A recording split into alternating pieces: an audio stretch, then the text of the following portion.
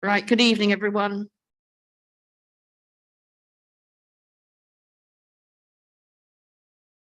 Are we all settled? Okay. So good evening, members and guests. Before we start our meeting this evening, I think we would all like to pay tribute to two former councillors. Firstly, to Peter Terrington, who sadly passed away on the 26th of July. Peter was born in Wells and attended both the local schools. He also lived in Wells with his wife Jean and Jack Russell Terrier Eddie. Peter worked as a geologist before training as a teacher. He worked at Smithton High School, Hunstanton, for 28 years, latterly as head of the geography department. Peter was chairman of the Housing Trust, Homes for Wells, a voluntary ambulance driver for Heritage House Daycare Centre, a member of the North Norfolk European Maritime Site Advisory Group, and was very active in many local clubs and organisations, including St Nicholas Church. He was an independent councillor for Priory Ward between 2011 and 2015, and was a member of the Overview and Scrutiny Committee and the Coastal Forum. He was also the councillor's representative on the Wash and North Norfolk Coast Marine Special Area of Conservation Management Group and on Wells Maltings Trust. Peter will be greatly missed by all who knew him, and we send our love and sympathies to his wife Jean. As many have said, Peter was a true man of and for Wells. Sadly, I never worked with Peter, but I know his passing has been met with deep sadness by the parishes of Priory Ward. I did, however, have the honour and privilege of working with former councillor John Lee, who served as both the chairman of this council in 2016-17 and leader in 2018. Many of you will have already seen or heard some of the very many tributes paid to Mr. Lee.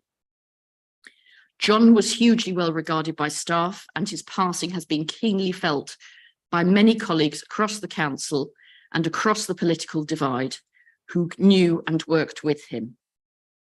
He understood the nature of local communities and would work with anyone and everyone to deliver for Cromer and also the wider district.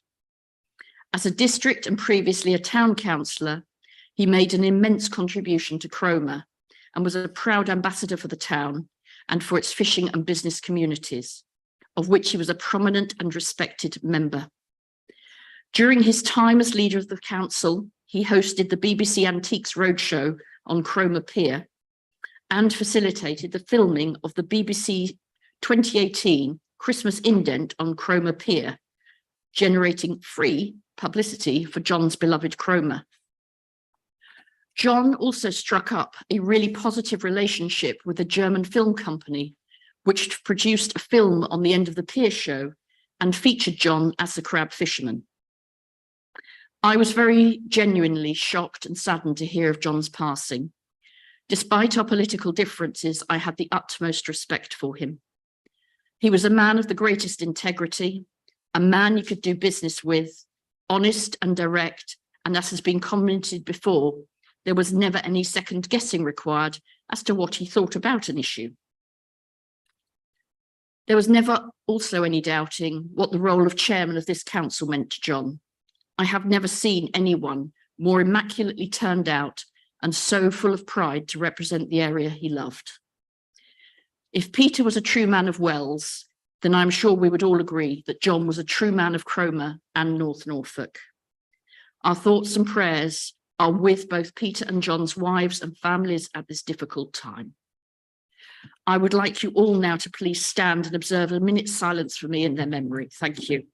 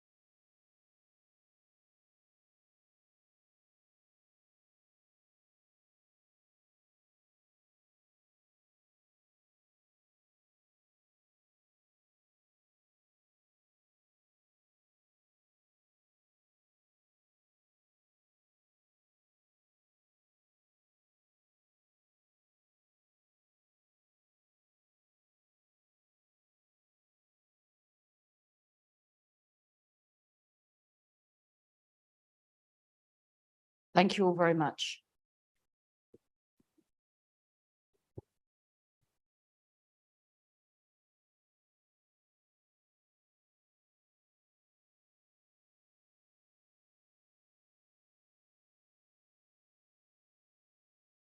So now we move on to something else before we start our full agenda this evening, and that's the announcement and a presentation by my charity for the year. So it is surprisingly difficult to choose a charity to adopt in North Norfolk, as there are so many doing tremendous work supporting our community. However, as we so often hear about the work being done to meet the demographic needs of the older residents of North Norfolk, it is sometimes easy to forget our younger generations. With the formation of our Youth Council and their desire to start work with a focus on mental health, it seemed an ideal time to link up with the Sir Norman Lamb Coalition for Young People and support the work they are doing. The pressures our young people now face from a very early age are well documented. However, this area isn't nearly as well resourced as it needs to be. We must provide the care and support needed to capture our young people and help them before clinical intervention is required. How many of us have faced periods in our life when it's all felt too much? Imagine facing that as a child or teenager. The situation has become even more exacerbated since COVID, with 1 in 4 teenagers having a mental health difficulty, an increase from 1 in 6 in 2021. I have sadly seen very close up the devastating impacts of mental health crisis on young people and their families.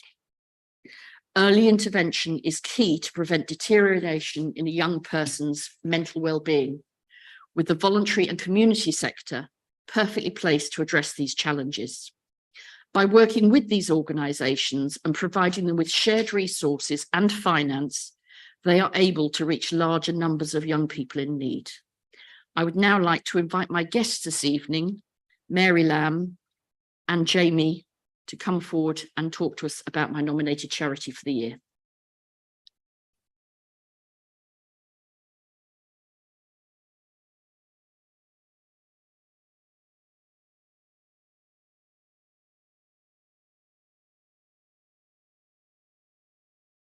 I don't know whether I really need a microphone or not, but I'm sorry that Norman isn't here to present or to speak to you himself, but these are his words.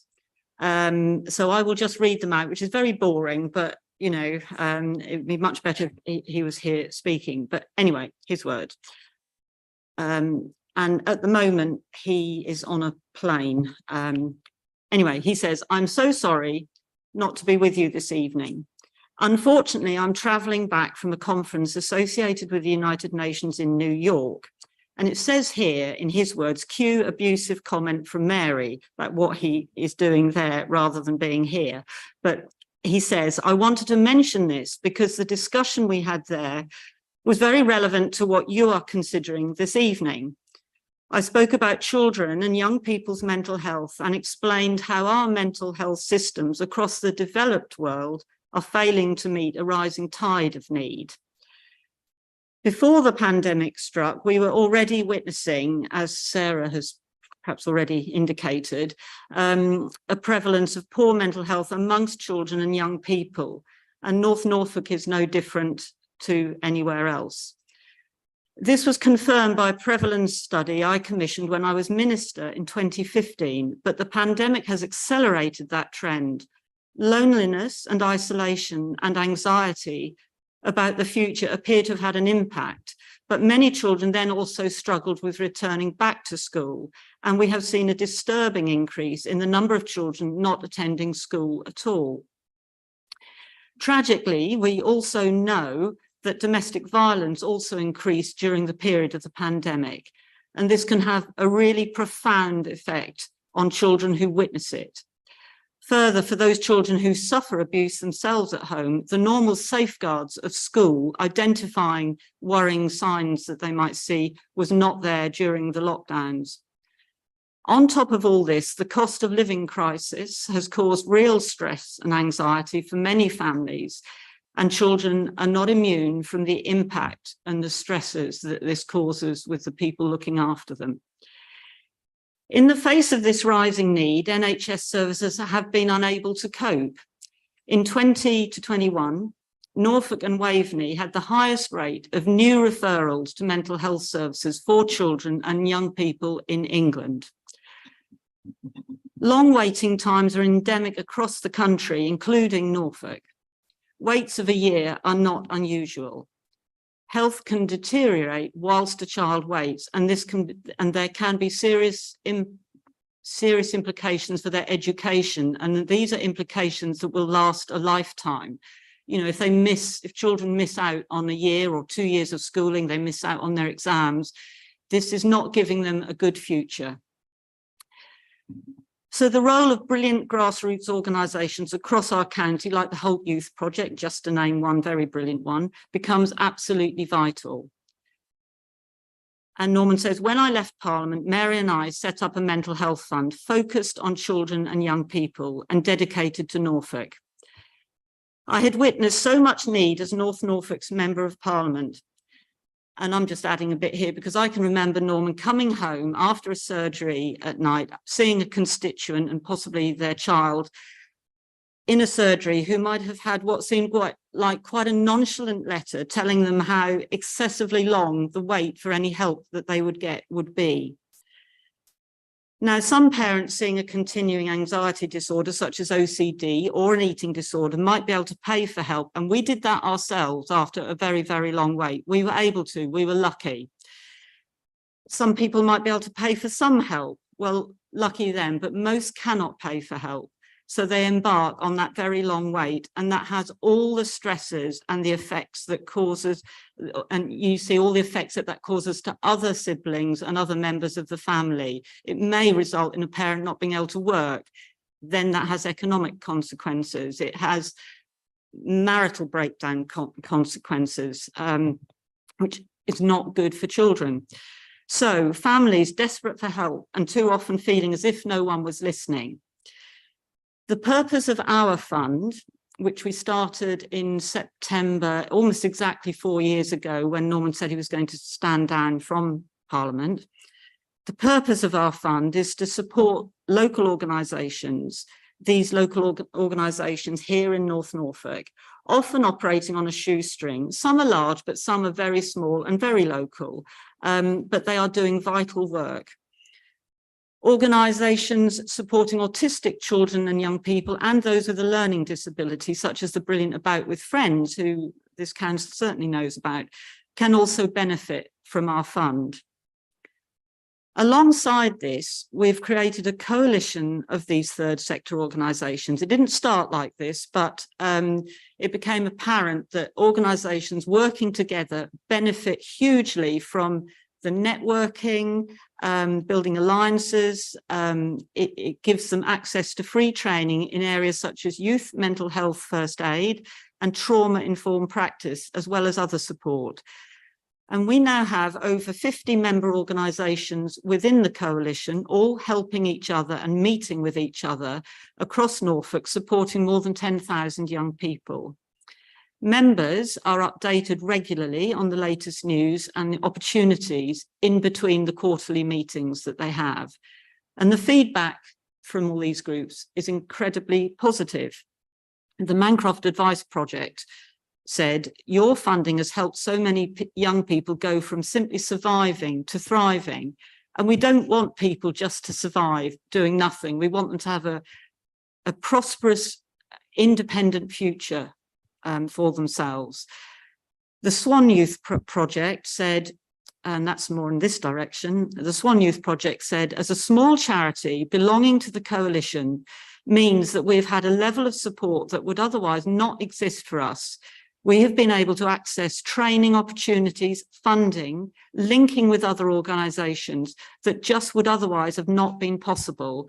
I cannot recommend the coalition enough. It has been and continues to be transformational. So it's not all about money, it's about people working together and getting the best out of their organisations and spending the perhaps small amount of money we have in the best possible way. The fund and the coalition are hosted by the Norfolk Community Foundation, and because we are trusted, the local NHS, the County Council and the Police and Crime Commissioner have all felt able to give added financial support to coalition members, and that is because they trust us and they believe in what we're doing. They believe, I don't often give Norman any credit, but I do think people trust him, that he believes in what he's doing. And our own family have had experience of not just with one of our children, but also with a sibling of Norman's that have had serious mental health problems. And we do understand the stresses that it can cause. We have an annual grants round and so far have given grant funding to coalition members totaling to just over £200,000, together with an additional sum of over £250,000 from others such as the local NHS, local authority and the Police and Crime Commissioner. This means alongside additional support through access to free training and the other services, the value that's been added perhaps unexpectedly. We weren't expecting to start a coalition. We have so far invested over £500,000 worth of support to our member organisations, directly helping children and young people in Norfolk and in North Norfolk. So I'm immensely grateful to Councillor Butikofer. This is Norman being grateful to you, okay, for choosing our fund. There are so many organisations doing great work and we are immensely grateful that you have chosen the fund. The need does feel completely overwhelming, and so the need to keep replenishing the fund in whatever small amounts is possible, it is absolutely vital. And the combination of that fund, but the coalition also, is unique across the country, and it could provide an exemplar to other areas on how best to support the extraordinary work of amazing people in their communities. And one of the things that Norman appreciated most when he did the job he did in North Norfolk was the fantastic effort that local people put into their local communities.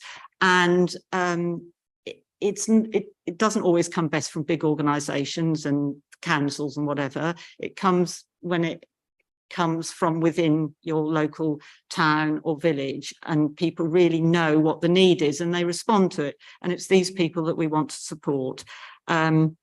Anyway, people here do amazing work. So thank you all so much for supporting our fund. Yeah, that's it. And if you do have any questions, my glamorous assistant here might be able to answer them, or indeed I may be able to answer them. But if you have no questions, then never. Does anyone have any questions? No? Right. Lovely. Great. Well, thank you very much indeed for coming in this evening. And we look forward to seeing you at some of our events later on in the year. It's a pleasure. And as I say, any funds that do come, however great or small, we are immensely grateful for. So thank you. We will do our best this year. Yeah. Thank you. And just on that note, before we finish on that, I've been told that the Youth Council have actually requested that the pier be lit blue on the 10th of October to coincide with Mind's Mental Health Awareness Day. So that's something that our Youth Council have already done and put into action. So it's good to see that the two are working together. Right. We can now move on to our main agenda. Do we have apologies for absence, please? Yes, I've received apologies from councillors Beatty, Coleman, Fitch-Tillett, Hankins, Heinrich, Punchard, Spagnola, J. Toy and Varley. Are there any others? Anyone aware of any others? No, thank you. So minutes then, can we take a look at the minutes, please? They're on pages 1 to 12.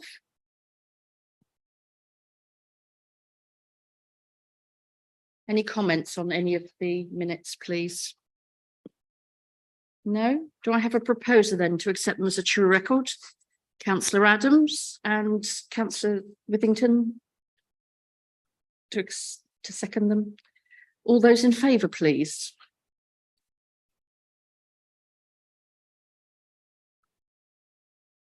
All those against? And any abstentions? 3 abstentions. Thank you. Items of urgent business, I'm not aware of any. To receive any declarations of interest from members, please. Councillor Halliday. Thank you, ma'am. I've got a non-pecuniary interest in item 18 in that I'm a patient at Blakeney Surgery and I'm also support the Save Blakeney Surgery campaign. Lovely, thank you. Councillor Fisher. Thank you, Madam Chair. Yes, I have a non-pecuniary interest in the Blakeney campaign, item 18, as I sang on a little video that's on the website. Thank you. Anybody else would like to make any? Lovely, thank you very much.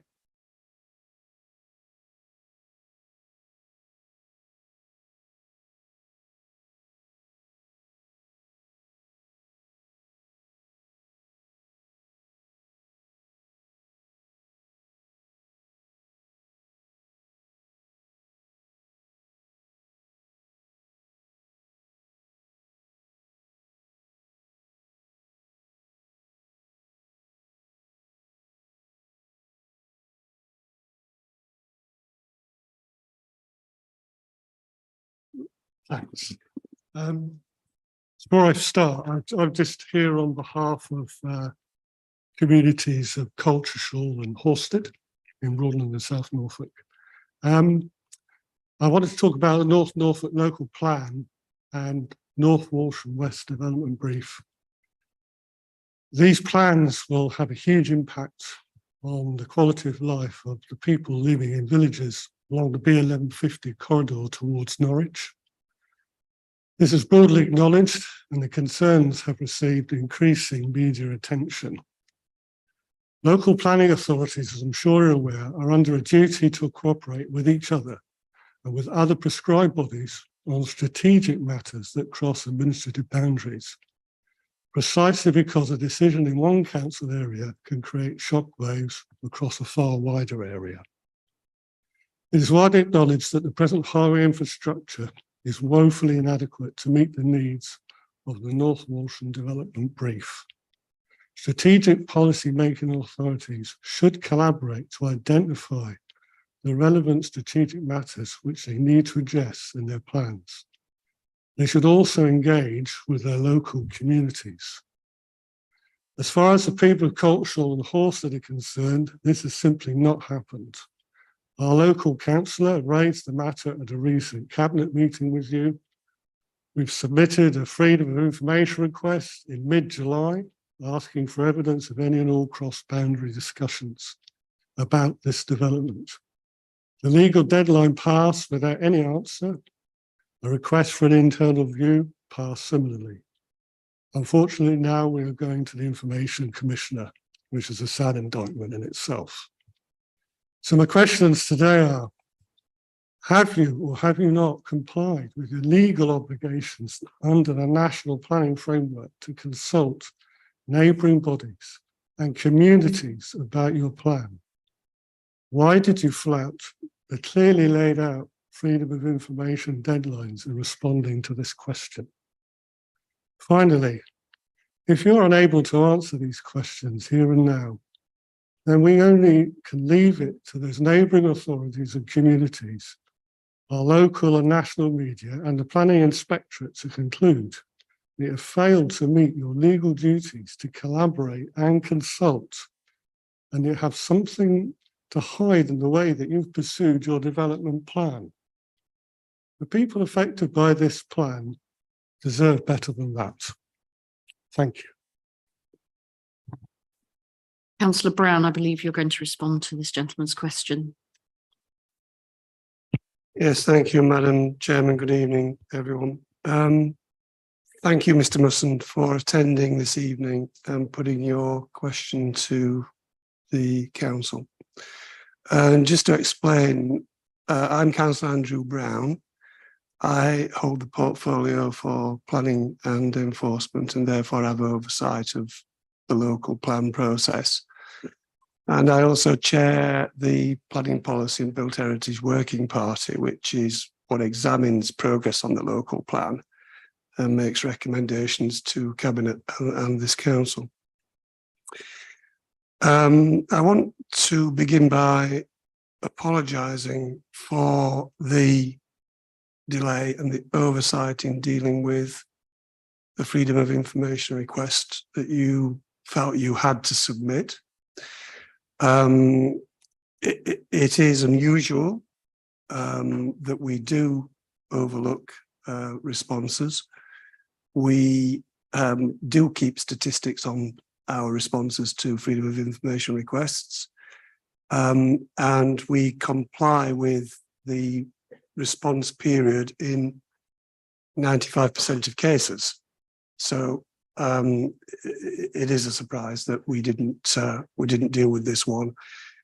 We are obliged to exceed the 90% threshold on replies to Freedom of Information requests set nationally, and that's what we normally do. This is a large scheme, as you know, the North Walsham Western Development.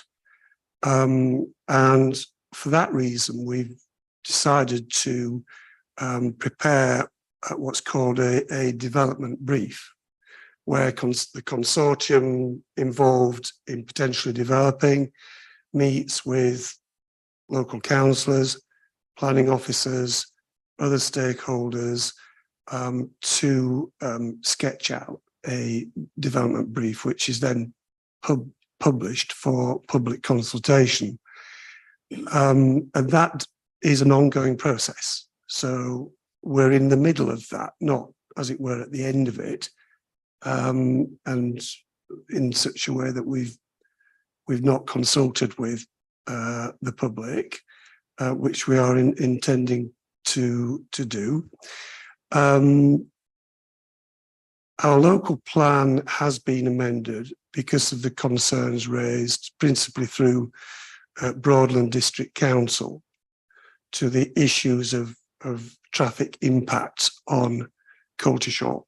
It's recognised as a pinch point in terms of traffic flow at Coltishall, and it's always been the intention that that must be resolved before this scheme goes forward.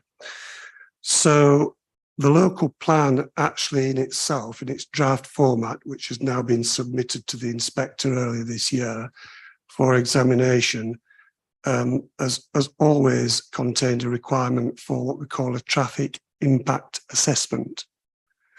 And that will consider the issue. The company has been appointed to complete that. So that is work that's ongoing and underway. And we will be publishing the result of that report and consultation with Broadland District Council once that has taken place. And there is a meeting next Wednesday with Broadland District Council. And we will then, once that meeting has taken place, announce arrangements for wider public consultation. There will be a meeting, possibly more than one meeting, in Coltishall, to which residents will be invited for all these details to be aired with residents and indeed with yourself. I hope that I've gone some way to answering your queries tonight. Did you have a supplementary question, Mr. Musson? Yeah. Would you like to use your microphone? Yeah, And then yes, sure. by all means, it's. Yeah. Thank you very much for that. That was very helpful. But I wondered, there was a photograph up on the screen earlier on which showed two HGVs driving through Coltishall, one of which was actually driving on the pavement there. That's down Station Road. And that goes on in our village on a daily basis. And that was taken by a resident last week you sent to the parish council. And that road, I would ask the question of any of you, would you let your children walk to school on that road? And I think I know the answer to that. And that is our primary concern. We are seriously concerned about public safety. And I take on board what you said about the consultation process and that, and that will become painfully clear when you come to public consultations. We are not geared up for the traffic that we're enduring now. Any increase that's caused by, developments outside our area is going to have an extremely bad impact on that village. We're basically struggling now. I mean, and you probably all know, you probably all drive through this village at some point during the month or the week or whatever, or maybe on a daily basis. So I didn't really have a question as such, but I just wanted to emphasize the point borne out by this picture. And no amount of computer modeling or surveying will tell you what that says. That is the reality that we're facing. And that's not just there, there's several other pinch points in the village where that happens, on the Cultural Island, Station Road, and along the High Street as well. So that is where we're coming. And that's what's motivating all this. Thank you very much. Thank you, Mr. Musson. I wouldn't wish to gainsay what the outcome of the traffic impact assessment will be, but obviously we will be looking at it very carefully in the light of the pressures on traffic in Coltishall. And if it's satisfactory, if there is remedies or resolutions to it, they will be carefully considered and everybody will be made aware of them. But I wouldn't want to gainsay what the outcome of that assessment will be at this stage. Thank you, Councillor Brown. Thank you, Mr. Musson, and thank you for coming along this evening.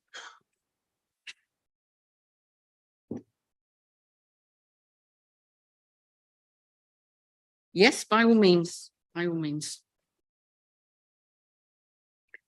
Right. It now comes to our communications for this month, Councillor Halliday's and mine. And there have been a few more than previously. So the first one was attended by Victoria. This was brilliant because there were lots and lots of young people playing ferociously good sport, which was very encouraging, and it was a very nice barbecue. I think lots of you guys came and it was a really nice evening. Excellent. So this one was the Broadland District Council Harvest Civic Festival, and it was held in St Edmund's Church in Taverham, as you can see, and all the food that was donated was then passed to the local food bank. The lady, she's not actually in that particular photo, but the lady that runs it was there and was explaining to us just how much of a challenge they face and how much money they have to go out and spend. And because of the cost of living crisis, how the donations are going down. So it was really thought-provoking service. Thank you. Over to Victoria. Well, this was a very nice afternoon, actually. The Mayor of Dereham had invited all the community groups to come together for a 1940s themed tea, and it was lovely to see everybody. They had scouts and the WI, and people really appreciated being appreciated. And we had a 1940s style civic service first, and it was very uplifting, actually. Excellent. So then we had the opening of the Battle of Britain week with the Lord Mayor and Sheriff of Norwich. And as you can see, it was quite a formal occasion, and the soldiers or airmen from RAF Marham paraded and the band played, and the weather was wonderful and it was a very nice day. It was lovely to meet everyone and to be able to remember those who fell in that very historic battle. And that sort of theme continued during the week. So these gentlemen, the gentleman on the taller of the gentlemen is the commander of RAF Marham. The gentleman at the other end is a liaison officer from Laken Heath. And the gentleman in the middle is the local representative from the Royal British Legion Poppy Association. And this was really a sort of very light launch of their campaign for this year, but also telling us what work they do in Norfolk. And it's quite incredible the work they do. On the Friday morning, which was the actual anniversary day, I attended Halsey House in Cromer for a short ceremony there. And you can also see some of that you will remember former councillor Hilary Cox there, who was also a previous chairman of this council, was in attendance. Yes, David was also a previous chairman, as he told me. He was very keen to make sure that I was looking after the chain properly. So it's nice to see them. And then in the evening, I attended County Hall, where the chairman of Norfolk County Council had arranged a commemorative event for the Battle of Britain again, where there were a lot of cadets present, the Deputy Lieutenant from Norfolk. Yes, it was a very, very enjoyable evening. So I think, and we saw the last Spitfire that actually flew in the Battle of Britain, actually flew over County Hall a couple of times for us to see, which was quite wonderful. It was a lovely evening. Thank you. So this is my communications for this month. And thank you to Victoria for going out a couple of times. Leaders' announcements. Yes, thank you. Well, first of all, I hope that both members and officers have been able to enjoy a nice break over the summer. It might seem a long while ago tonight, but all the same, many wonderful events took place across our district, particularly in August, but of course before and also into September. And so I wish to congratulate the many volunteers and community organisations that make that happen in our communities. Secondly, I wish to thank all members and officers for contributing to the Corporate Peer Challenge. The report will be published within the next 3 months and will detail 4 recommendations. The peer review was carried out by a very experienced group of people who undertook an exhaustive appraisal of the council, finding we do have an ambitious corporate plan and very good track record of meeting our targets. Our coastal team particularly were recognised for being nationally significant, but staff dedication recognised across the organisation. The challenges ahead really are in terms of maintaining that position in an increasingly challenging landscape, and I look forward to working towards meeting the recommendations within the coming weeks and months. I would like to also announce that our annual accounts for 2020 to 21 have been signed off today. So thank you to relevant staff for their efforts there. And on a different note, I was delighted to learn that the council have again, in fact, achieved the RSPCA Gold Paw Print Award for the stray dog service, which I will endeavour to learn more about in future. It's just, I think, an example of the breadth of services that the council actually provide. You will, of course, be more than aware of the defeat in the Lords of the amendment to the Levelling Up Bill in respect of nutrient neutrality by a cross-party group of peers. And this, of course, strengthens our resolve and commitment to the joint venture, and which will, in any event, be able to achieve the desired results perhaps quicker than the legislative changes could have done. But clearly, the challenge continues. Finally, I wanted to draw attention to a number of upcoming events where the District Council is involved in partnership. I understand the Positivity event is occurring at Munsley on the 27th of September alongside everyone active and local organisations. So if you haven't been to one of those events yet, please do. Wonderful sort of partnership work with a number of different organisations across different localities. And secondly, the job fair here in Cromer on the 28th of September. Thank you. That's all from me. Thank you, Councillor Adams. Right, we'll move to portfolio holder reports. Can I remind members that We just have appointments. sorry. So there were 1 or 2. Do you want me to jump in here? Would that be useful? Yes. Yeah. Okay, thank you. So more for information, Adam Varley will take the Visit the Broads substitute vacancy. Andrew Brown will take the substitute vacancy on the Rail Group. And I myself will take up the substitute position on the LGA Rural Sparse Group. So members have been informed of those vacancies by email. And I also tonight wanted to appoint a number of member champions.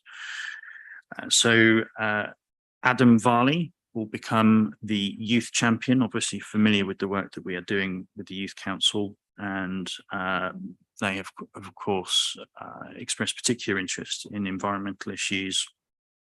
Liz Willington will carry on as dementia champion and will also take the domestic abuse champion role. Councillor Lucy Shires will carry on with as mental health champion. John Toy will carry on as armed forces champion. He's already been doing some tremendous work this council, but of course was very busy last time around. And as a new appointment, Martin Beatty will become the digital champion. So that's all from me. Thank you. Thank you, and apologies for jumping over that item. Councillor Cushing, I think I saw you say there wasn't. Thank you. Right, so we will move to portfolio holders' reports. I'm going to take these as read. And if anyone has a question that they would like to ask, we have 30 minutes in total for questions. You can ask one question and one supplementary. And then if we've got time, we'll go back round till we've used up our 30 minutes, if there are still questions to be asked. So would anybody like to ask a question? So we have Councillor Vickers. Apologies, I didn't know your surname. Councillor Vickers, you were That's first. quite all right, Madam Chairman. And just very quickly, thank you for your very moving and dignified tribute to past colleagues. My question is for Councillor Adams, that there were unfortunate rumours during the summer that this administration is considering some kind of touristy type tax. Please, can you, as leader, dispel those rumours and notions, because I think it might do great harm to one of North Norfolk's main revenue streams. Okay, so a touristy tax. So what we were actually looking at was a consideration of this matter, and we certainly have not yet carried out that work. There's no primary legislation that enables us to do that, as there is in other such locations, Paris being notable in Europe. But what we would consider is a small levy on bookings at Airbnbs and holiday lets. So at this stage, we're certainly not considering levies on taxis, restaurants, and other such businesses. But the only way, in fact, to introduce such a levy would be through the work of a business improvement district, and that's an interesting thing in itself, and it's something we'll have to consider. And this will take some time. Businesses will, if such a group was set up, would be involved in the decision making as to how such revenue was spent. But we are some way away from considering that. But what I'd urge you to consider is that many holiday lets, Airbnbs, and of course we've got a significant number of them, are not paying towards local council services. You know, that they will be, unless they are rated above £5,000, they will not be paying any business rates and obviously paying no council tax. So that's the general route of consideration at the moment, but we're certainly some way away from doing that work. But at this moment, it is only a consideration. Thank you. Thank you, Councillor Adams. Councillor Vickers, did you have a supplementary? Just very quickly, Thank you very much for that clarification, Councillor Adams. I do hope that you will work in very close consultation with opposition members when you're considering this tax going forward and its impacts. Thank you.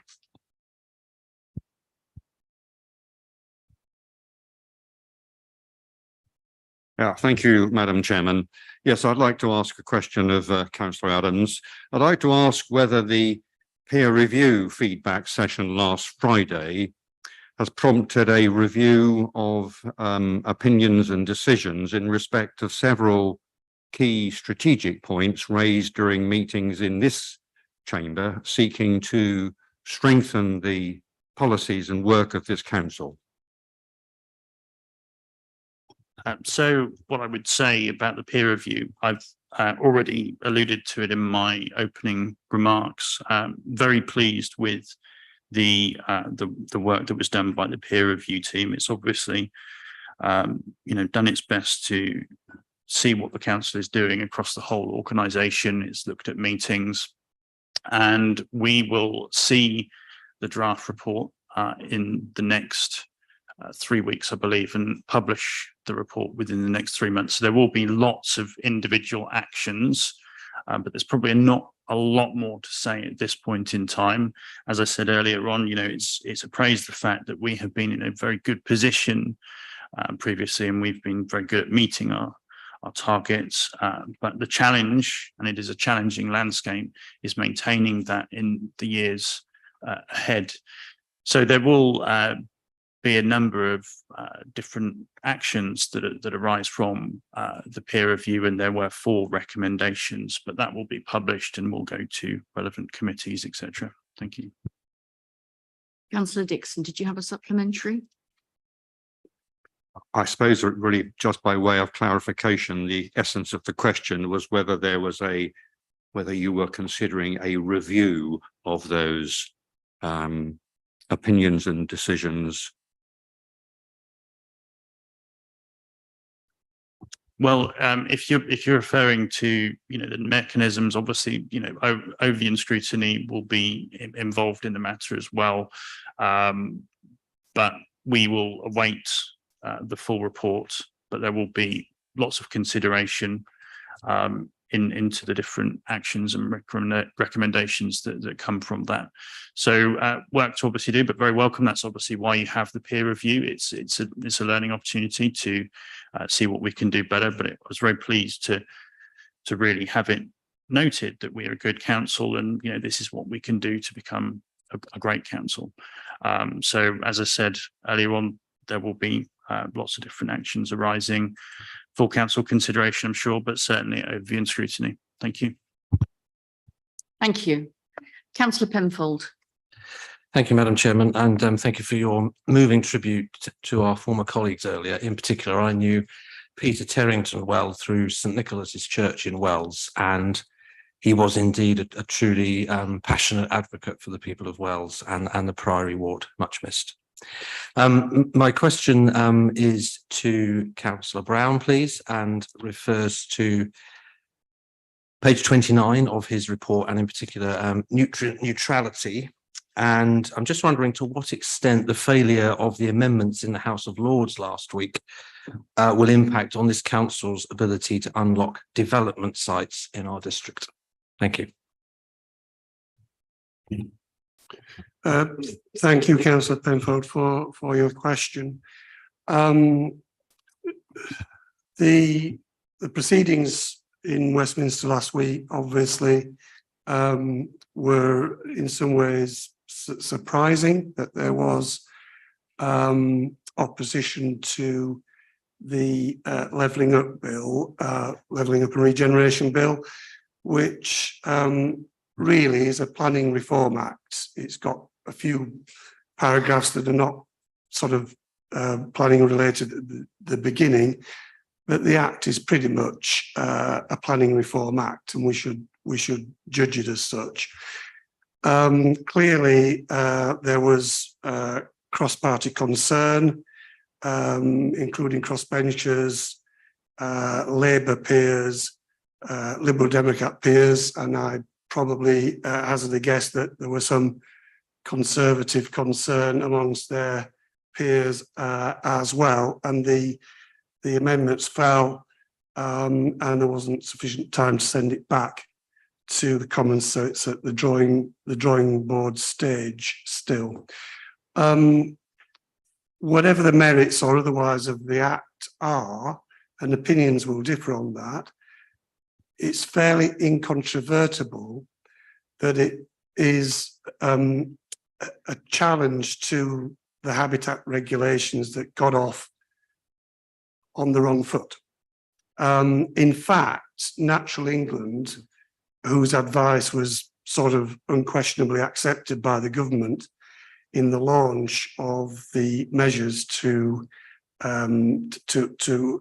control nutrient pollution, phosphate and nitrate pollution in our watercourses, they were reviewed by Natural England in May of this year.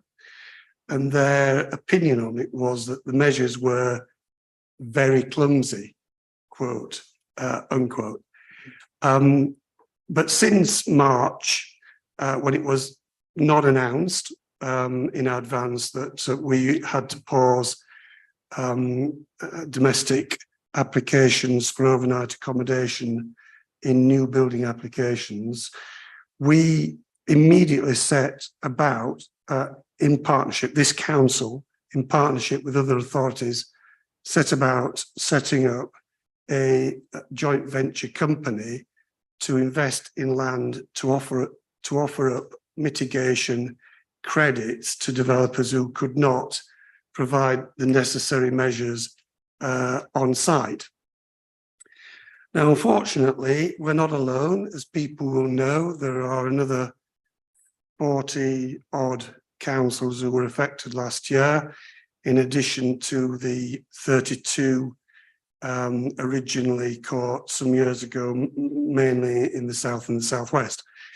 That now represents probably about 25% of all local authorities nationally. So it's no surprise that it's now estimated by the House Building Federation that 100,000 properties are now held up purely because of this issue. And what's also hidden in that statistic is that the number of properties not being built that otherwise would have been has increased this year by 50% on the situation last year. So it's a worsening situation.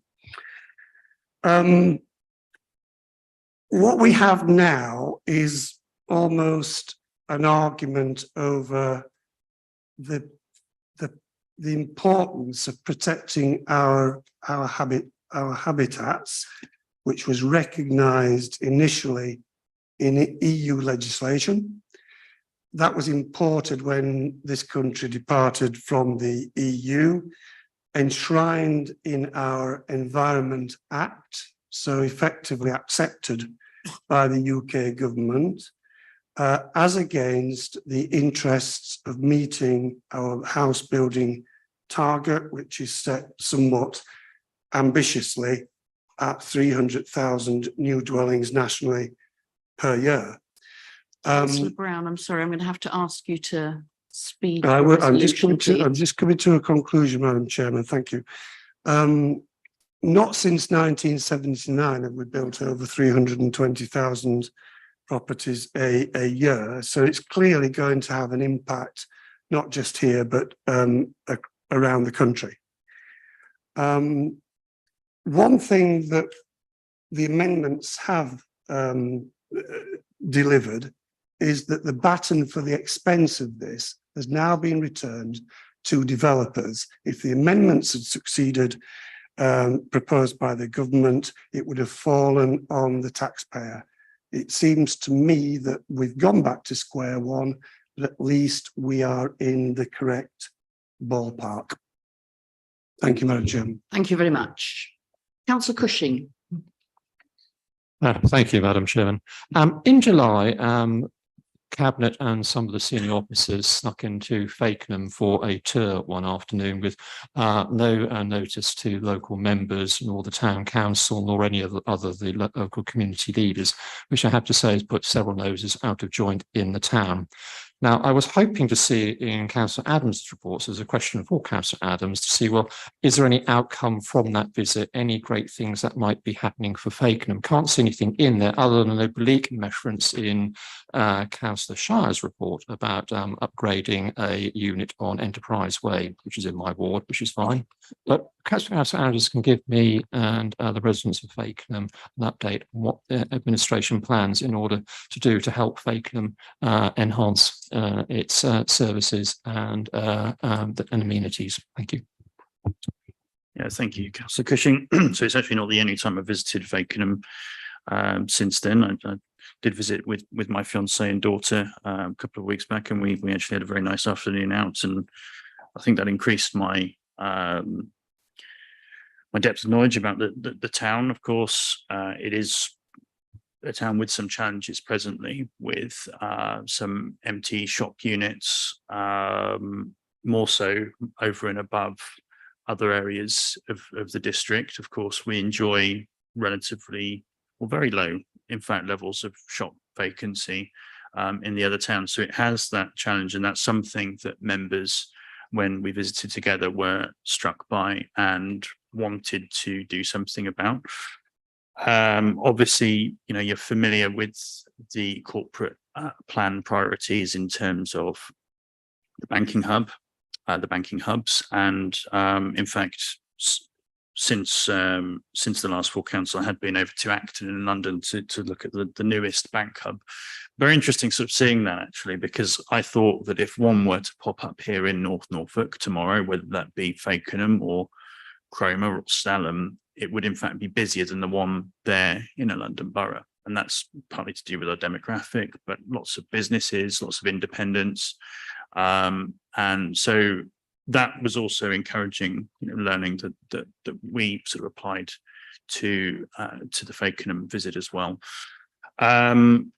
We've obviously, you know, been to look at public toilet conveniences as well. Obviously, new facility there, which has just been delivered in Fakenham, and something we're very pleased to do to supply changing places facilities in all of our principal towns, and that work continues. And obviously, you're aware, work in Sheringham, North Walsham to be completed, and Holt is of course next with the project. I won't use the word again, but it's been brought forward from earlier, well, from the original timescales envisaged. And the other thing that we are looking at in terms of Fakenham is partnership work with the county council, and we have had some consideration with them. But I just wanted to say, you know, we certainly didn't sneak into Fakenham.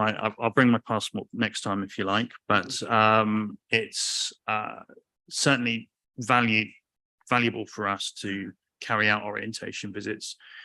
Councillor Shires and I are off to the west of the district, I think in the first couple of weeks of October, looking at various council assets. Again, we've already done the east, which is obviously important work, particularly for her portfolio with the property. So there's an assets issue, there's an economic development issue, there's an issue, there's considerations about placemaking and empty shops. Obviously, you know about the former college site, but I think Fakenham is a town with a lot to offer, and we want to do more work there in the future. Thank you. Thank you. Councillor Cushing, did you have a? Thank you. Yes, well, I'm delighted, Councillor Adams. Your fiance and your daughter had a lovely time in Fakenham. That doesn't surprise me. But I think my response is, please don't be shy. There are you have, you know, district councillors, county councillor, town council, chamber of trade, lots of community Fakenham active, all sorts of people who'd be delighted to sit down and have conversations with this administration about the concerns of Fakenham. And I have to say, I don't really understand the strategy, but going to anywhere by just looking at the buildings. It's surely the people who actually live there in those communities who understand the problems of those communities, and they're the people you ought to be having the dialogue in order to understand the problems and how they might be best addressed. Thank you. Okay, well, thank you. I'm just looking to my diary to confirm that I am in fact meeting in Fakenham on Monday morning at 11 a.m. with the town council. So we obviously do have such discussions in mind, and certainly in future, Councillor Cushing and two other Fakenham members, we will have a further conversation with you about your hopes and aspirations for the town. But certainly look forward to doing more work there. Thank you. Thank you. Councillor Boyle. Thank you, Madam Chair. My questions are probably Councillor Fredericks. It's can you explain why there's a 48% increase of households in temporary accommodation at this time? Thank you. Thank you. Thank you for your question. It's a shocking statistic, isn't it? A rise of 48% on people in temporary accommodation from last year. And there are several reasons. I think we touched on domestic abuse. So domestic abuse has risen another 30% over the last year. This leads to people needing to flee to places of safety. And we need to provide those safe places for families.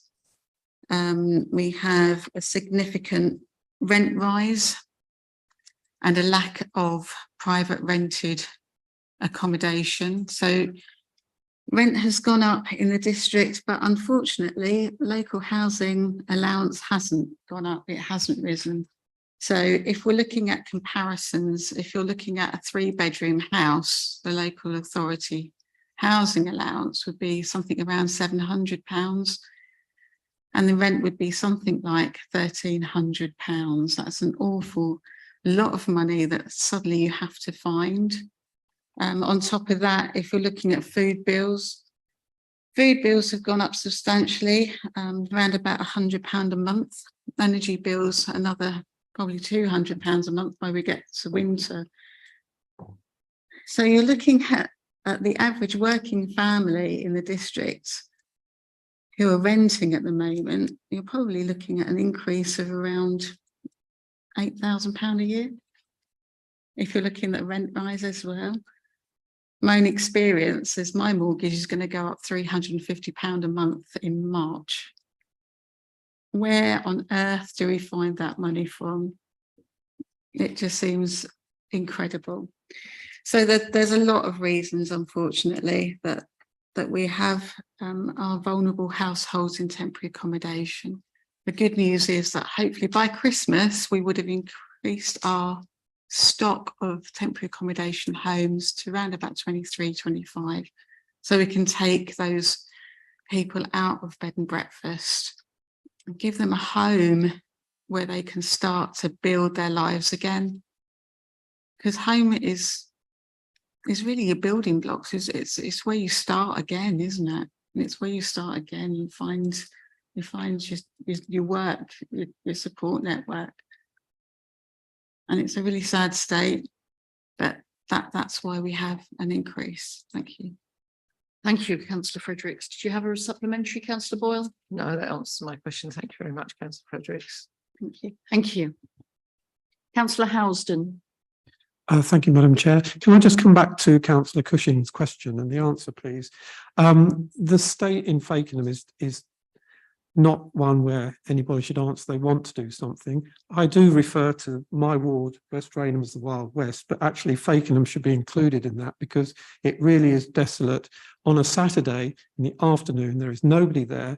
There are empty shops. Norwich Street looks like a disaster zone. And I really think if there is to be any meetings, it should include the town council, it should include the major businesses, and actually it ought to include some of the chairs of the parish councils because Fakenham is dying on its knees and it significantly needs a major boost in every direction. So that would be my suggestion for the future. Thank you. So that was more of a suggestion than an actual question.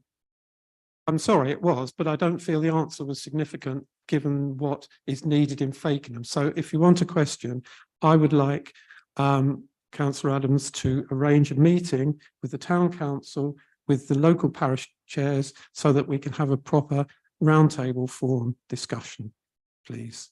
And I think Councillor Adams did say that he's meeting with the town council next week, but maybe he can discuss with them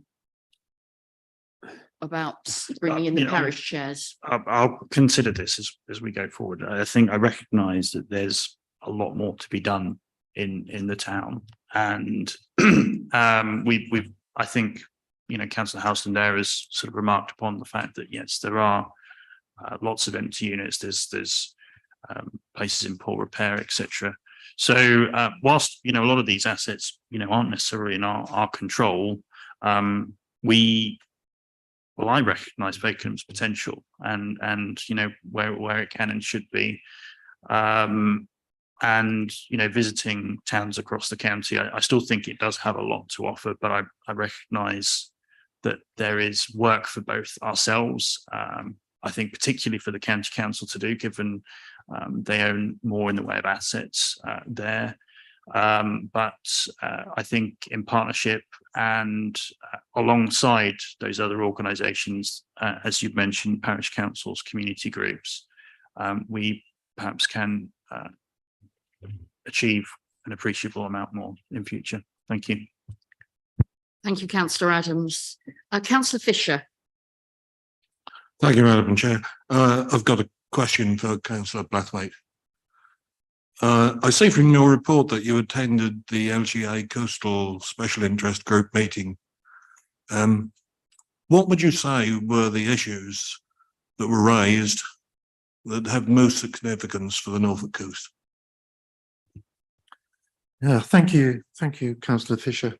Yes, I did. I have a confession to make. I missed the workshop day because of other commitments, but I did attend the AGM. And one of the really interesting things that there was a lot of feeling for is there should be a separate ministry for the coast and a minister for the coast of England. And I think this is something we should consider getting behind. We have a coast in Norfolk that runs from King's Lynn round to Great Yarmouth, and the communities in that area and the coast in that area have very peculiar and different needs. And I think that government does need to have a significant focus on the challenges of coastal communities and coastal erosion. So I felt that was a very interesting case. They also talked, and we had a presentation about throwaway vapes and the damage they do to wildlife and distress they cause to animals that might take on the batteries of these things. And I think we need to look at that in the future as well. And I would like some sort of thoughts given to how we can control or pressurize government to bring in controls on these one-use pieces of plastic that have noxious substance within it and a battery to explode it. And interestingly enough, a lot of the councils attending are finding it increasingly difficult to get insurance on their bin lorries because of fires caused by these throwaway vapes. But that was interesting, and not a lot to do with the coast, I felt. But it was very important, and the beaches are getting covered in them. So thank you very much, Mr. Fisher, Councillor Fisher. Thank you. Councillor Bayes. Thank you, Lady Chair. Madam Chair, Councillor Adams, in the absence of Councillor Heinrich, I welcome seeing the investment being made in specific towns across the district, particularly North Walsham, which I visited. I'm very pleased to see Stalham mentioned in the report, likewise the corporate plan. With funding opportunities being made available through various funding streams, can Councillor Heinrich, Councillor Adams, in his absence, confirm that support and resources will be made available to enable Stalham to be best placed to benefit from much needed investment? Okay, well, obviously, if Councillor Heinrich was here, he may answer the question, you know, in a different way to myself. But obviously, you know, we're intending to carry on the work that we've been doing on the High Street Task Force. Recognise there might be some outcomes there. Certainly, you know, issues I think particularly with the highways around Stalham that need to be dealt with, that, you know, obviously we're not the correct authority, but there might be some facilitating, supporting role. I think obviously we've got the rural prosperity and funding coming, and you know, there'll be an opportunity there, I think, for the town and the businesses to secure some investments and grants, and certainly that's, you know, an exciting opportunity, albeit one that has been waited a long time for. We're also obviously keen to, you know, in terms of district council investment, realise the opportunity in delivering a changing places facility, building a changing places facility in Stalham. That's not very easily realised. Obviously, local members in Stalham will be aware that our property portfolio in the town is very much smaller than in the other locations. I think that's, you know, just a sort of quirk, really. It's what's been handed over to us by the previous urban and rural district councils, and so we've got to make the best of you know, what we've got there in terms of the property portfolio, at least. So that's certainly a challenge we've got to consider and overcome. Obviously, you know, there's a few questions about Fakenham earlier on, but Lucy and I did visit Stalham as well in the recent visits, and looked at some play equipment that we owned as well. So there's other opportunities that, you know, whilst there's, you know, an ambition there, I think, to try and deal with some things like that. Obviously, you know, we've got to deal within the realms possible, but I think there will be opportunities to come for, particularly for the businesses of Stalham. Thank you. Councillor MacDonald. Thank you, Madam Chair. It's a question for Councillor Brown. I see that the government have a consultation paper on reviewing permitted development rights. Could you provide some information about the categories under review and likely implications to planning decisions? Councillor Brown, can I ask you to be brief, please, because we have just gone over time. Oh. But do answer the question, but just be aware. So we still have the rest of the agenda to get through this evening. You do know how to spoil my evening, Madam Chairman. Yes, this is a DLUC consultation on the Town and Country Planning General Permitted Development Order of 2015, which deals with things like change of use, diversification of agricultural units, temporary markets, extensions, local design codes. Two areas of concern. Class Q, what we call Class Q, is conversion of barns to dwellings, and Class R, which is any building used for purposes of forestry or equine use. So basically, the current requirement for building to be solely used in connection with agriculture, if it's to be converted, will go. So you can have a mixed agricultural or non-agricultural use, and it will now qualify under these rules. There will be some extensions allowed to the rear of barns up to 4 metres, which currently in the current rules are not allowed. And also dwellings will be allowed to be built in conservation areas, national parks, areas of outstanding natural beauty up to 37 square metres.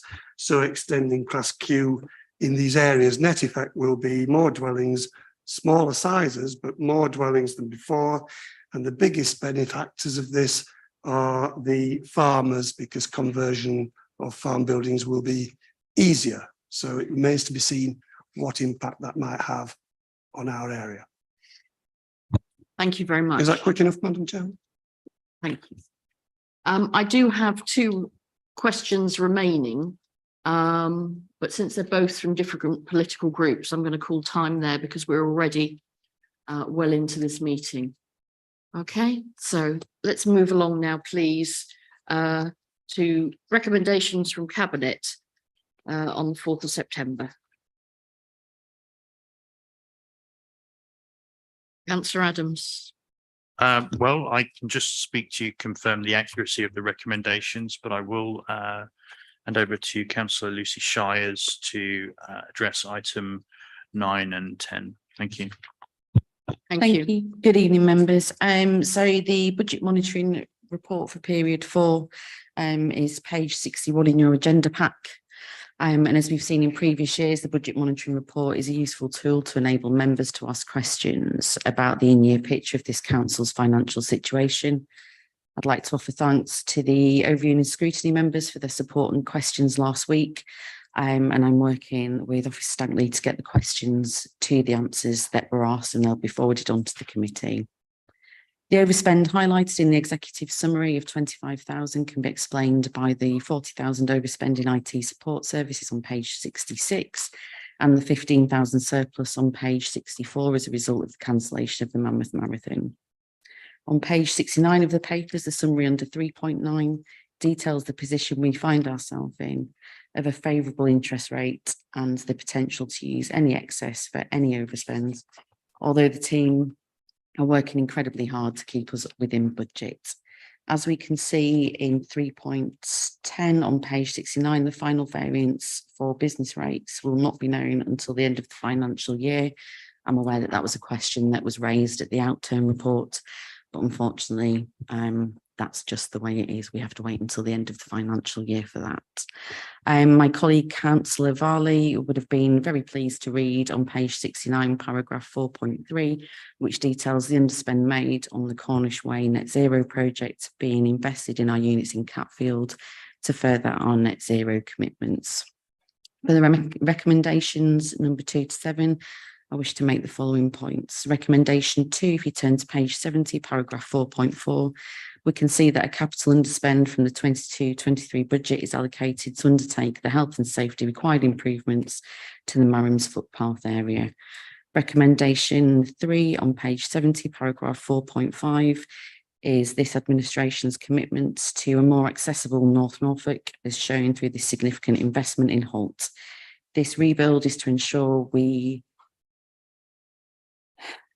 can not only include a change in places in our facility, but a more efficient facility, again, working towards our net zero goals. Recommendation 4 on page 70, paragraph 4.6, sorry. We're asked to increase the capital programme due to the receipt of external funding from the Local Authority Housing Fund scheme from the government. Recommendation 5, page 71, paragraph 4.7. We are again being asked to increase the capital programme due to the receipt of further external funding to support business development and community support programmes. Recommendation 6, page 7.1. No, page 71, paragraph 4.8 is again external funding received for our Coastwise project, formerly known as CTAP. We are being asked to increase the capital programme in receipt of this funding.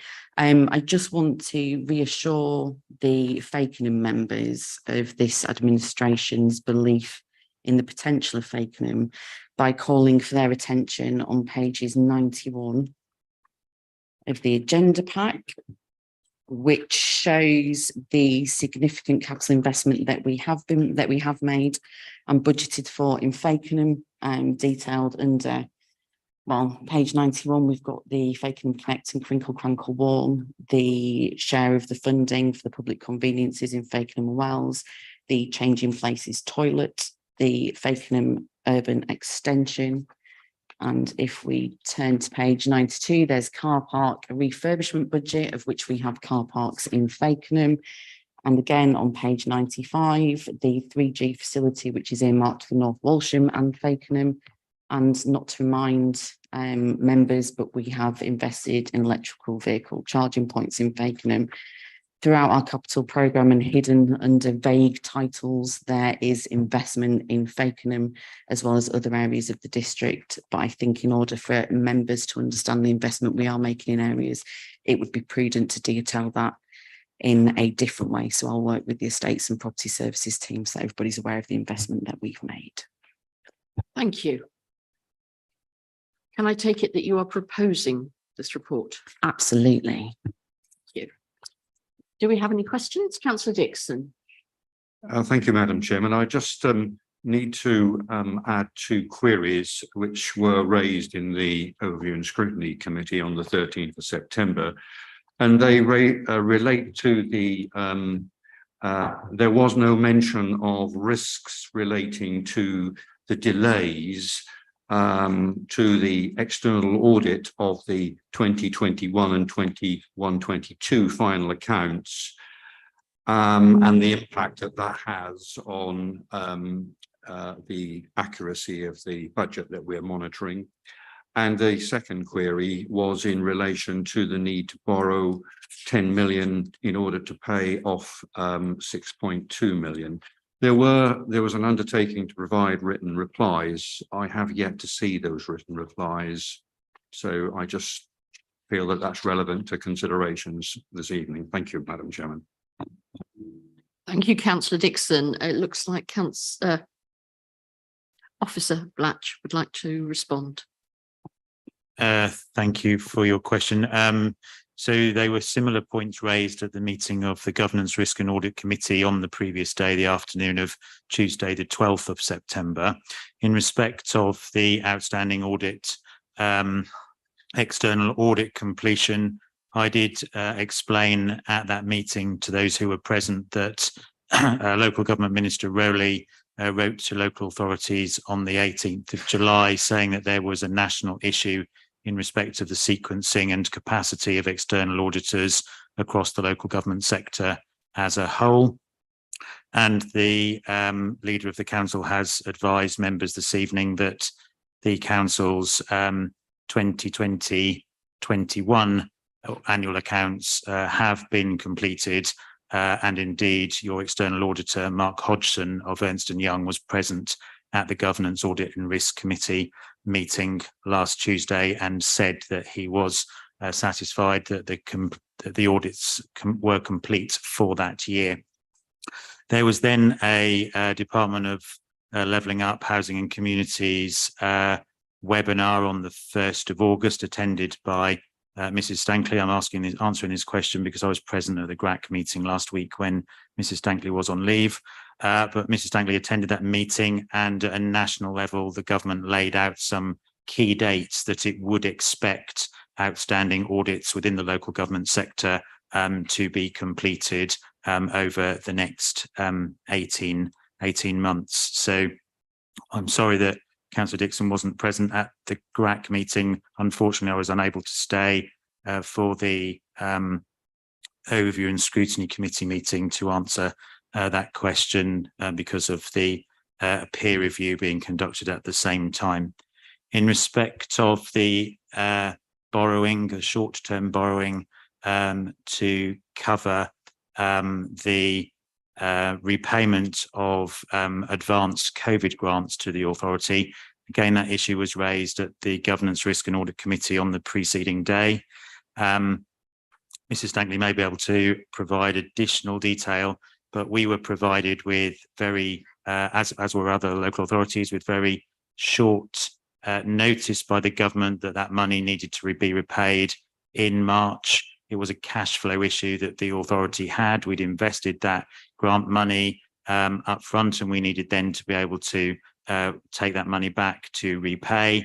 And there is pressure on the district council's budgets in cash flow terms at that time, because we have a lot of outgoings in April for the payment of the precept to the county council, the police and crime commissioner, and the parish council precepts. Particularly the parish council precepts are paid in advance on a 6-monthly basis, so April and October, and so there is pressure on the council's available cash to repay that grant at the time. But I don't know if Mrs. Stankley wants to add anything further.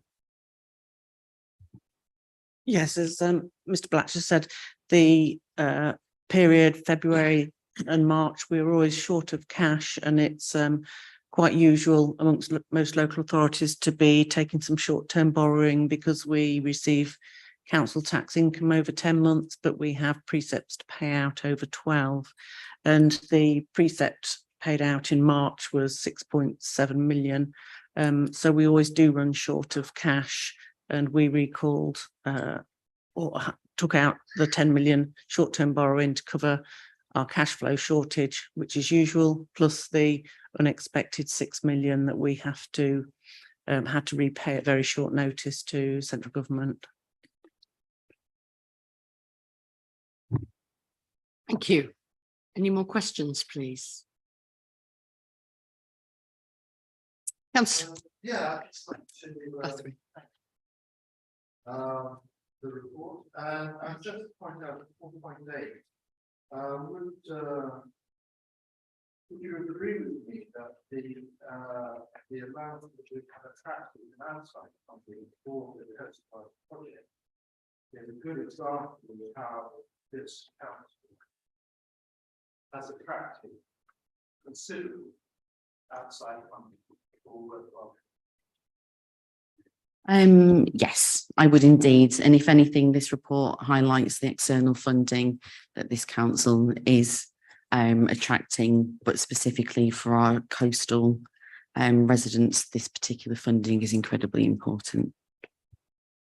Thank you. Councillor Vickers. Thank you, Madam Chairman. Listening to the debate, I feel that, particularly around Fakenham, that the county councillor and the 3 district councillors and Councillor Housden, whose ward abuts Fakenham, have not really been consulted about meetings that are taking place over our heads. I wanted to ask Councillor Shires if she will meet me to discuss that portion of finance for general items like car parks is actually going to Fakenham.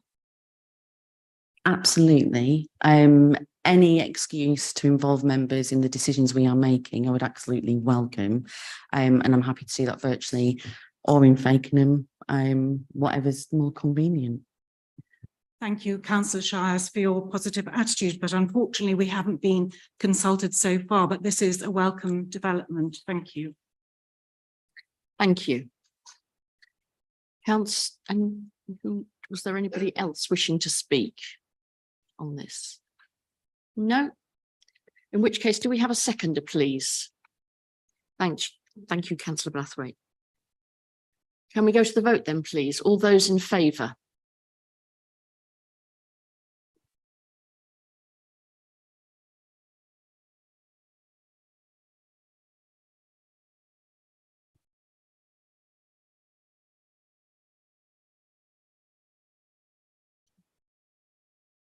Thank you. Anyone against? Any abstentions, please? Thank you. Right, so we move on to the recommendations from the Governance, Risk and Audit Committee.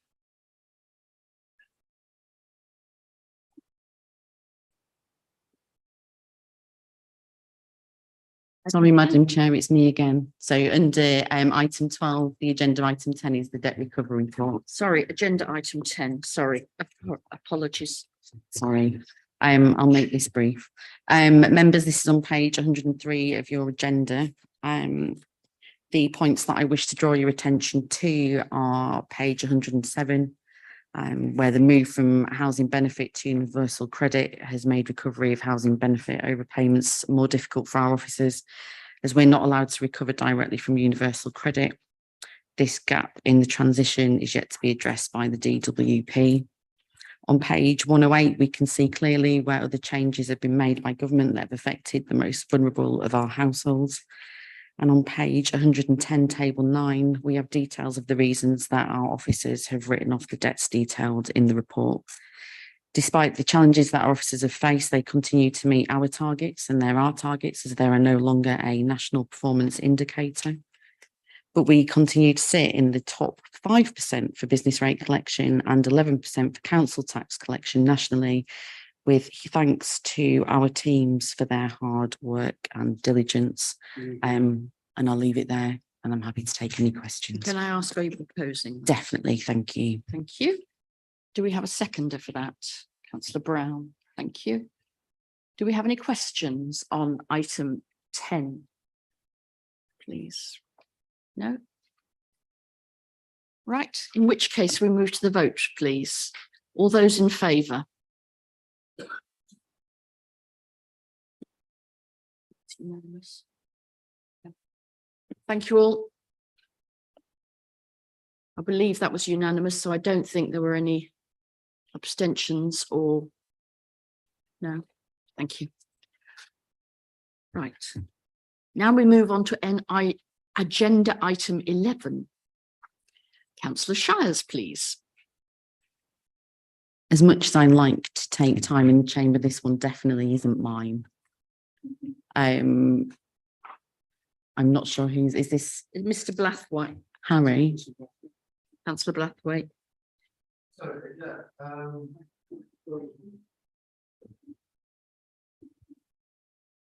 Right, well, it's in front of you. And I would say any questions I'm happy to answer. And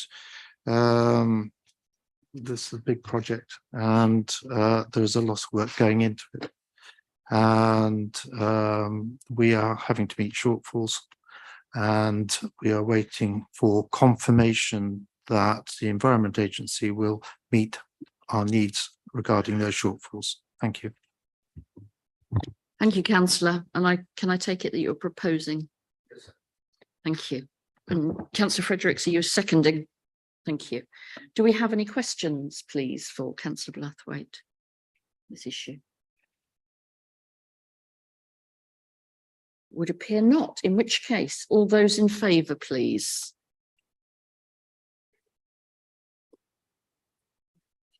Unanimous. Unanimous. Thank you very much, everyone. So now we move to item 13 on the agenda. Yes, good. Recommendations from Governance, Risk and Audit Committee, please, from the 12th of September. Councillor Boyle, I believe you're presenting this. Councillor Toy is away. Madam Chair, I am. Councillor Toy apologises that he can't be here to present this item, which I'm happy to do. This report represents the work of the Governance, Risk and Audit Committee for the last municipal year, 2022 to 23. The report is in front of you, but I would like to draw your attention to para 12.3 on page 149. We are all aware that there's been a backlog in external auditing, and I'm happy to report that the chairman of GRAC has this morning signed off the 2021 accounts. So progress has started on catching up on the external audits, which we're all delighted about. I and Councillor Toy were not on the previous committee, but there are members here who were, and I hope they'll be able to assist with any questions.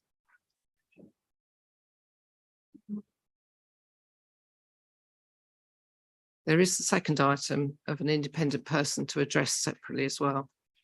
Madam Chair, following the guidance from SIPFA, the committee discussed the introduction of an independent person or persons to the committee. The guidance suggested 2 independent members for 3 years. After that, discussion continued and the committee decided to recommend to full council 1 independent member for a period of 4 years, which is laid out in front of you in the papers. Thank you, Madam Chair. Thank you. Can I assume that you are proposing acceptance? I am indeed. Thank you. Does anyone have any questions on this item, please? Councillor Cushing and then Councillor Halliday. Thank you, Madam Chairman. Yes, I was obviously a member of the GRAC. I just want to actually point out something that the eagle-eyed Councillor Holiday pointed out to me on page 147, 2.3. It says group leaders are requested to, and then it's obviously left to the imagination what we're requested to do. I believe actually we are requested to make sure that members of the committees who are unable to attend meetings find substitutes for those meetings, because that has been something of an issue. And I know it's something I've done with my group, and I'm assuming Councillor Adams will do with his and Councillor Fitch-Tillett with hers. So I just wondered if we could make an amend that or ask Democratic Services just to pick up that minor point there. The other point I'd like to make is in terms of the recommendation, which I think Councillor Boyle mentioned, for 2 independent people. I'm certainly say that I would certainly endorse that. I think that would be very helpful. what GRAC do, and the reports are quite lengthy and quite detailed, but I think getting some additional expertise on that would be beneficial for this council. So happy to endorse that. Thank you. Thank you. I'm sure that's something that most of us would support, I think. Right. Anybody else with any questions? Oh, Councillor Holiday. Yours was the same. Anybody else with a question on this? In which case, with the amendment that we've just been had to the meeting, is you happy with that change, I'm assuming? Thank you. So can I have a seconder, please, for that report? Thank you, Councillor MacDonald. So all those in favour, please, of accepting that report? It's unanimous. Thank you all.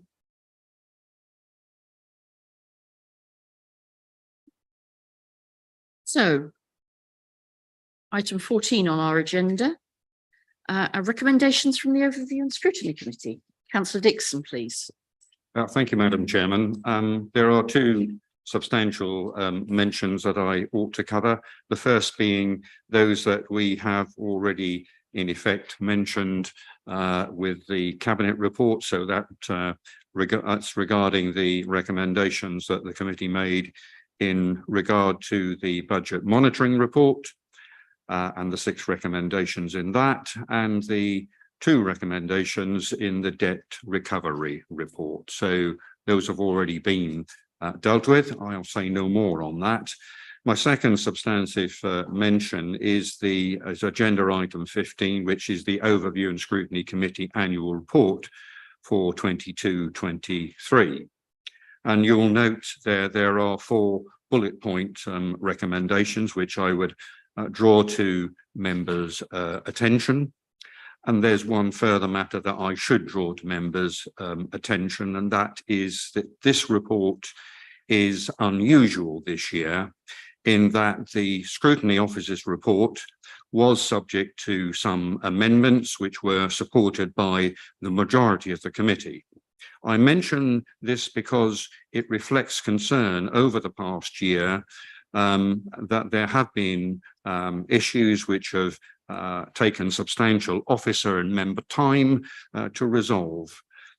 There's and from that there's much corporate learning to be carried forward across the council into the current year. So I don't think I need to dwell more on that, but it's right for me to draw members' attention to those aspects of the report. So I move the report. Yeah, please.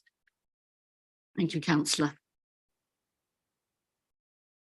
Sorry. Thank you. Anybody got any questions that they would like to ask? Councillor Shires. It's not as much a question as when we look at the 4 key section issues and the delayed finance reports have had an ongoing impact on the work programme that needs to be addressed by officers.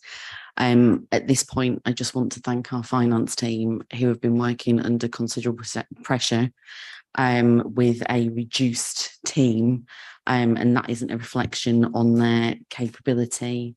It's more a reflection on that we need to increase their capacity. They have worked incredibly hard and continue to work incredibly hard. Thank you, Councillor Shires. Anybody else? Okay. Do we got a seconder? So in which case, can we please move to the vote? All those in favour of accepting? Unanimous. Thank you all. It's unanimous. Right. We move to the formation of the independent remuneration panel.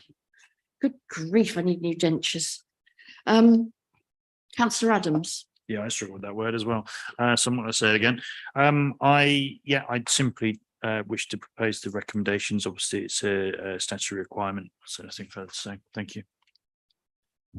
Thank you. Does anybody have any questions or comments on this item, please? No? Do you have a seconder, please? Councillor Brown, thank you. All those in favour, please. Unanimous. Thank you very much. That's unanimous. Item 16 on the agenda, options for future governance of Slowley Parish Council. Councillor Adams, are you covering this item? Again, to seek to propose the recommendations.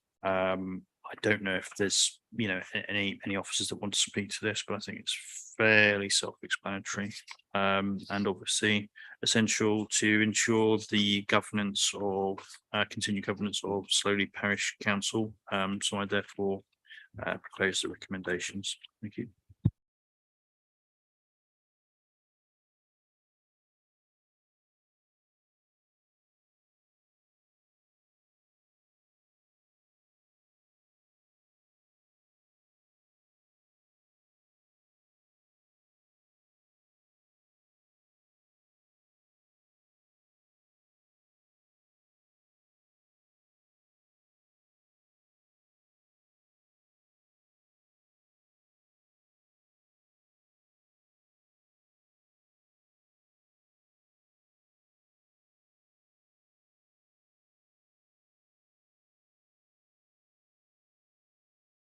Thank you, ma'am.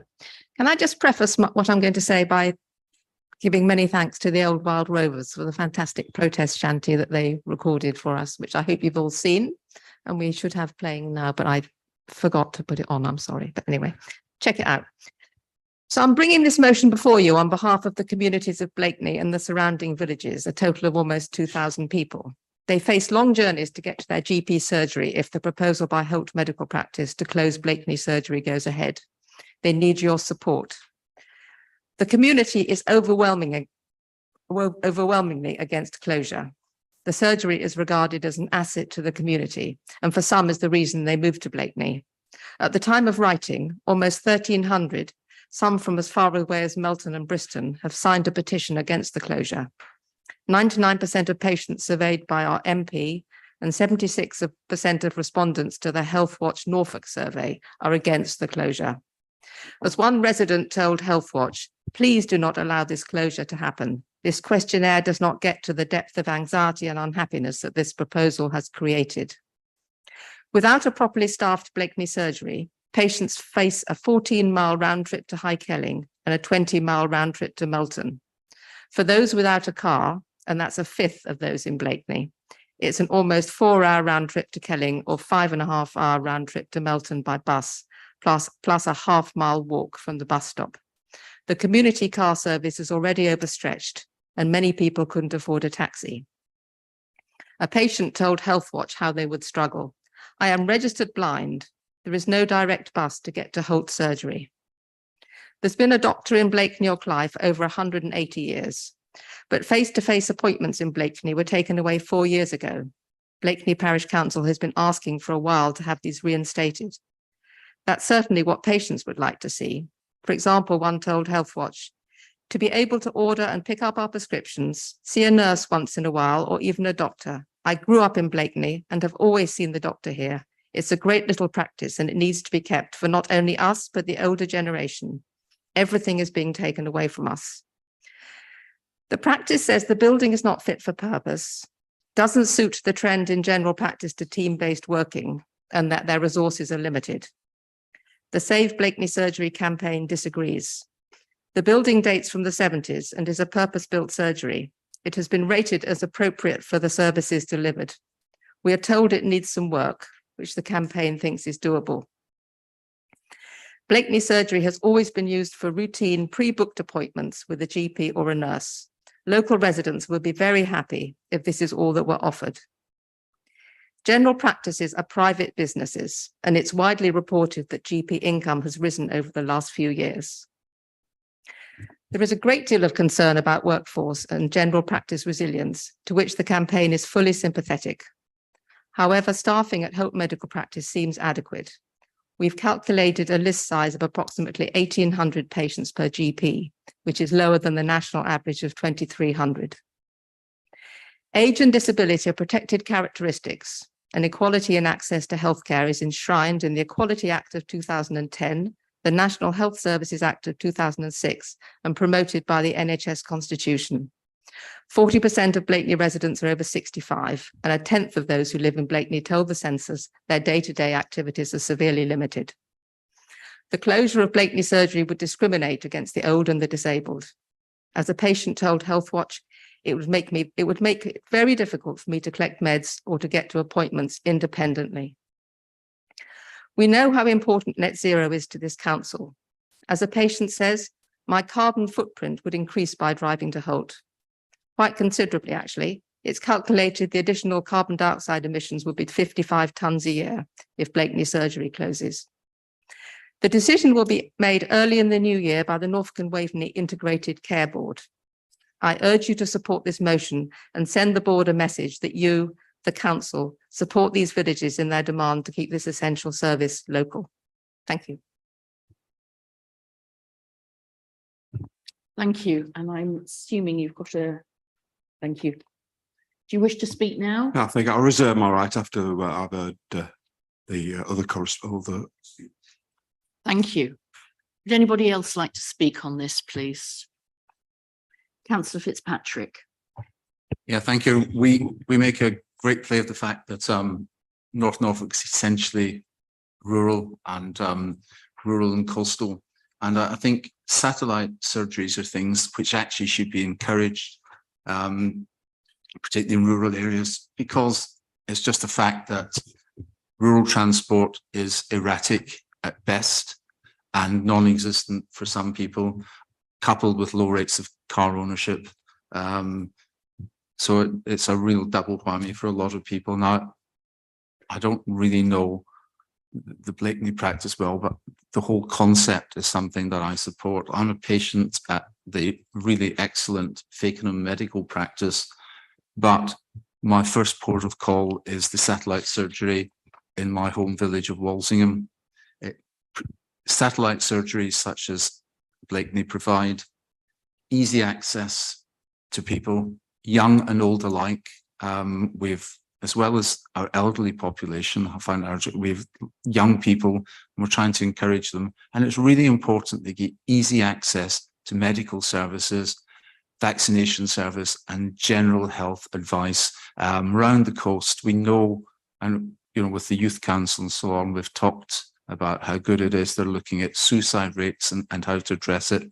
A good port of call for people advice is the medical practitioner, and that's got to be easy. If they don't get advice when they need it, that's when people get problems. So I'm very happy to support this motion, and I'll be voting in favour. Thank you. I understand that Councillor Shires, are you going to respond?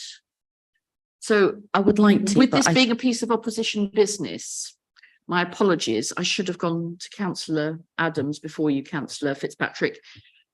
That was my mistake. Don't worry, Yours. it's not something I was wanting to sort of point out, because I do think this is a very inclusive motion. I do think the issue is symptomatic of certainly some of the deterioration we've seen to health services that has occurred, particularly I think in recent years, that we are facing challenges such as this. So it goes without saying that I will support this motion. In some ways I feel quite obligated to do so, probably living nearer to a doctor's surgery than I imagine any other member in the room, one literally being more or less outside my house. So I understand the value of having a surgery, certainly in the nearby locality. I used to see that in Aldeburgh as well. And all I would say is I do think there's a role here for the Overview and Scrutiny Committee, perhaps to look at this matter further on an ongoing basis. Obviously, that's not something we can necessarily agree tonight, but for members in the room, obviously the committee does have a role there in looking at health services and may want to look at this issue, and if there might be some benefit there, because this will and the impacts will go on for some time to come. But certainly just wanted to indicate my support for the motion, and thank you for bringing it to us. Thank you. Who else would like to speak on this? Councillor Shires? Thank you. It's pieces of work like this that I especially value from opposition colleagues, particularly because it outlines where we all align our values for North Norfolk residents. And the one thing that most North Norfolk residents share is our rurality and the inequalities in health provision. And this particular piece of business highlights that more than ever. This is where we have rural communities that are served inadequately by public transport, where local services are becoming fewer and fewer and fewer, and where the one thing that we want for our population is that they have good health, so that they can get the most out of the environment that they live in. And to see such a community impacted by people who aren't making decisions about what's best for our residents is quite troubling. So the opposition has my full support for this business, and I would like to second Tim Adams' suggestion that perhaps health inequality is something that our overview and scrutiny colleagues should be focusing on, because that is different in different parts of the district, and it's vitally important that we ensure that everybody's quality of life is good. Thank you. Councillor Cushing. Thank you, Madam Chairman. I'll keep my comments brief. I think what one of the points I was going to make have already been made, but I'd like to commend Councillor Holliday for this excellent motion. I know, speaking to her, she's an absolute passionate advocate for her area and for this particular issue. I'm again, as Councillor Fitzpatrick said, strong support branch surgeries. He mentions Walsingham. Members of my family use that as well, and it's a superb facility. I was brought up in this part of Norfolk, so I know those roads very well. They're not designed for getting into or out of very easily at all. So anything that's going to impose on residents there, getting the round trips to Melton, which is a considerable distance away really from Blakeney, and indeed even Kelling, will be difficult. So I do hope that we, as a council, we can sing with one voice this evening and all support this. Thank you. Thank you. Councillor Ringer. Thank you very much, Madam Chair. Yeah, I sort of want to echo a little bit about what others have said, and this will have my support. I wanted to just sort of touch a little bit on the fact that, you know, our coastal communities suffer quite a lot from second homes, holiday lets, and you know, a small population, and how much that is harming the sustainability of our communities. The closure of this surgery will do nothing but exacerbate pre-existing vulnerabilities, and those of us who represent rural communities know the anxiety that the people that we represent will be feeling. I think it's really important that we speak as one on this, because if they start with Blakeney, where are they going next? And as Councillor Fitzpatrick was saying, you know, these satellite surgeries provide a vital function in our communities, and we need to make sure that we speak up for them. Thank you. I think it's quite fitting, actually. It looks like the mood across the chamber. And is there anyone else that wishes to speak on this before I pass back to? Is somewhere where we can all agree, which is what I said at the beginning, is something that Councillor Lee was so good at bringing us together. So I'm going to pass back now for Councillor Halliday summing up. Councillor Vardy. Well, thank you, Madam Chairman. Yes, and I'd thank the positive comments we've received from the Cabinet members here and for all the councillors as well of supporting this proposition. Doctors are answerable to their customers, or shall we call them patients. They must start taking proper cognizance of the impact that such a closure would have on them. They are a public funded body, funded through taxation. This is, in my view, this is about finances. not service. So I congratulate Councillor Holliday for putting this forward, and I also congratulate this council should this motion go through. Thank you. Thank you. Anybody else wishing to, did you wish to speak now? No, I just thank everyone for their support. I think the motion speaks for itself. I think there is a lot of evidence that there's coastal inequality in terms of the burden of ill health. And I think looking at that in more detail would be very helpful. And there's research that shows that further away you live from healthcare, the worse outcomes you have. So I think that's very much an area for us to focus on. But thank you very much. So can I please ask, we have a proposer and a seconder. Can I please ask council to vote on this? All those in favour? And it's unanimous. Thank you very much for bringing that piece of business this evening. And that, councillors, is the end of this evening's meeting. Thank you very much indeed for your attendance.